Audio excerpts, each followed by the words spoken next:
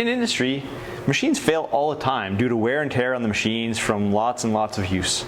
And we're interested in this lab at exploring how these machines fail, why they fail, and whether or not we can predict those failures or at least identify that they are indeed failing. Here we have a whole row of motors, electric motors that have failed, and we'd like to know what about these motors have failed, right? So it could be the bearings inside, it could be the shaft, it could be the copper windings of these motors. Any number of these components within these motors could fail. And if we can capture that failure in some sort of signal, we can then analyze that signal and identify what that fault is. So for example, this motor here that's been taken apart, as you can see, has had the shaft fail on here, maybe the bearings have failed, maybe the internal windings have failed.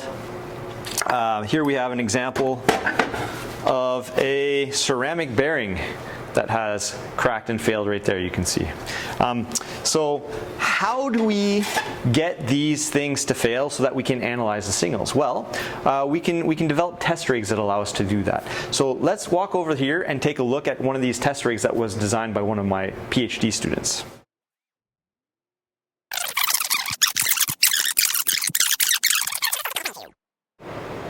Like I said, in this lab we spent a lot of time looking at mechanical failures in industrial equipment. So this test rig here was specifically designed to measure these failures using various different types of sensor signals. So for example, here we have a temperature sensor that can measure a temperature increase in the motor. Here we have an accelerometer that's mounted on the motor that allows us to measure the vibration. As the machine starts to fail, it starts to vibrate a lot more, starts to shake. Here we have a microphone that picks up any noise that that a failing motor starts to produce. We have a load cell that allows us to know how much load is being applied to the bearing on this motor. We have a Hall effect sensor that allows us to measure the RPM of the motor, and as well as a current sensor, such as this one, that we mount on the power input to the motor to allow us to measure whether or not there's a current increase in the motor. As it starts to fail, it requires more current to operate.